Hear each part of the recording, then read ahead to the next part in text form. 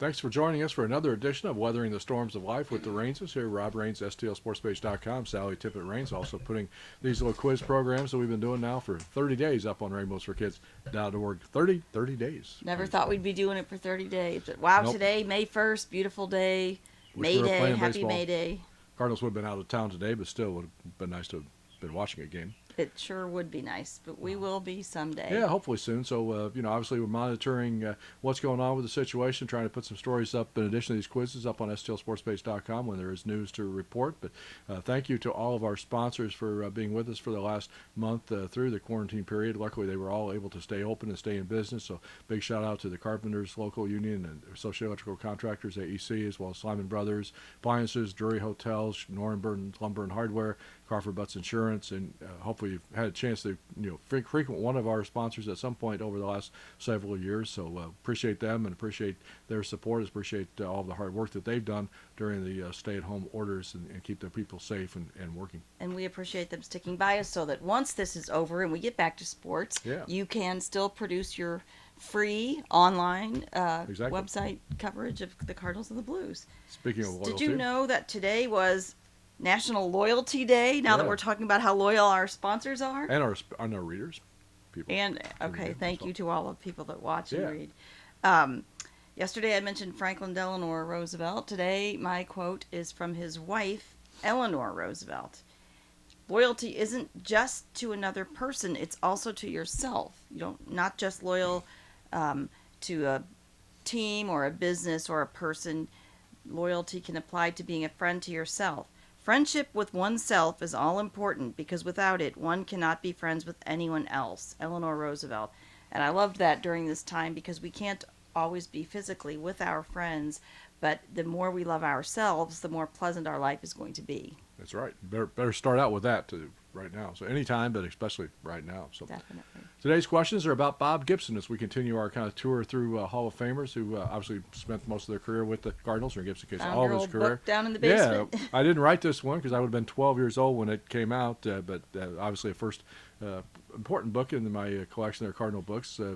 Story of Bob Gibson came out in 1968, and I noticed it's an old book because I looked and saw that the retail price of that book was $5.95. So it's, you know, it came out a long time ago. So, but obviously people still respect and still admire Bob Gibson, and certainly would be one of the four people on any Mount Rushmore of Cardinal greats of all time. He and Stan Musial, Ozzie Smith, Wood Brock, probably the four I would put up there. Pujols kind of edging into the corner, wanting to get his spot in there as well. But Cardinals helping him along doing that too. Yeah, he's featured this weekend on the MLB Network. So, all right, on to the questions about Bob Gibson here. When Bob Gibson set the record for most strikeouts in a World Series games, Game 1 of the 1968 World Series, you may remember, how many strikeouts did he record in that game against the Tigers? Question 2, with that record-breaking performance, whose record did he break? Question 3, before he got to the World Series, Gibson had a record-setting season in the regular season. What was his ERA for the year? That still holds as the lowest ERA in Major League history. Who was the only pitcher in Cardinals history other than Gibson to win the Cy Young Award? Okay, Gibson won it twice, of course. So Gibson would not be one of your answers. Somebody else. Question 5, that was question 4. Question 5. Gibson also won the National League Most Valuable Player Award in that 1968 season. Two other pitchers prior to Gibson have won the MVP award in the National League. Who were they? Question 6. Where did Bob Gibson throw the only no-hitter of his career? It was on August 14th, 1971. Mm-hmm. Question 7. Who was the batter when Gibson recorded his 3,000th career strikeout? Speaking of milestones, July 17, 1974 was the date. They were playing against the Reds, Busch Stadium. So who was the batter when Gibson recorded his 3,000th career strikeout?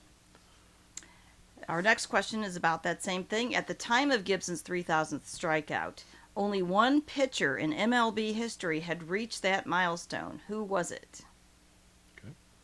Question 9. After his playing career was over, Gibson worked as the pitching coach for 2 Major League franchises. Who were they? Who were the 2 teams that Bob Gibson worked for as a pitching coach? And the last question, before becoming a star with the Cardinals, Gibson was a professional basketball player for a year, following an outstanding career at Creighton University. Who did he play basketball for? Okay.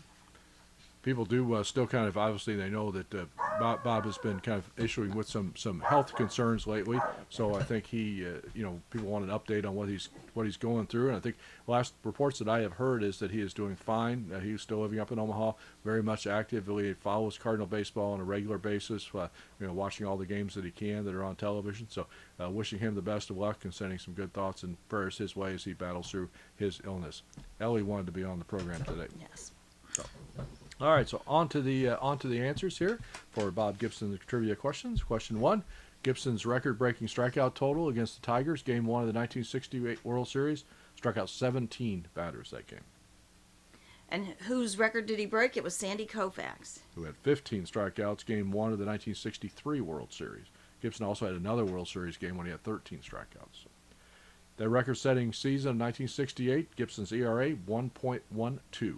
That's kind of one of those magical numbers that you just remember if you're a baseball fan. There's 3,000's one, obviously 755 is one, but yeah, it's 1.12. That ERA will probably never be matched. So, who was the only pitcher in Cardinals history other than Gibson to win the Cy Young Award, and that was Chris Carpenter. 2005, Carp won it. Gibson was the Cy Young winner in 68 and 64.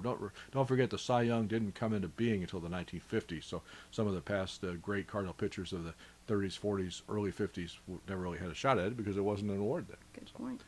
So the only two pitchers other than Gibson to go on to win the Most Valuable Player Award in the National League, obviously prior to the Cy Young coming out, Dizzy Dean, 1934, Mort Cooper, 1942. And where did Gibson throw his only no-hitter? That was in Pittsburgh, Three Rivers Stadium against the Pirates, an 11-0 game. I still, if you listen to some Cardinal radio highlights, you'll hear Jack Buck's call of the final out, the final bat. One bat away, one strike away. There it is. No hitter for Gibson. So great. Yeah, that's a very memorable call. Yeah. Who was the batter when Gibson got his 3,000th career strikeout? The game against the Reds was outfielder Cesar Geronimo. At the time of Gibson's 3,000th strikeout, only one pitcher in MLB history had reached that milestone. Who was it? Walter Johnson, legendary big train for the Washington Senators. A lot of pitchers have gone on to get past 3,000 since then, but there was only the second one at that time. After his playing career was over, Gibson worked as a pitching coach for two MLB teams. First one was the Yankees in 1981. Then he joined his good friend Joe Torre to be the pitching coach for the Braves in 1982 to 1984. If you said the Cardinals, he was a coach for the Cardinals for one season, 1995, but his job was the bullpen coach that year. Obviously, he still has been involved until his health concerns as a special assistant and special instructor and guest down at spring training. So still very much actively involved with the coaching staff, and has developed a pretty good friendship with Jack Flaherty, as a matter of fact, because they became kind of friends by texting each other, and I know he gave Flaherty a big special message on a text message before his last start in the playoffs last year. So Flaherty kind of a throwback to Gibson a little bit. He's got that kind of little edge to his game that Gibson had. And the last question was, the basketball team that he played for was the Harlem Globetrotters, and I just noticed when I was looking in this book they had a picture of the Harlem Globetrotters. He actually played for them one winter when he's still in the minor leagues with the Cardinal system. He had a great career at Creighton University as a basketball player, then decided to specialize just in baseball. So it's great we have so many of these red coat Cardinal people like that.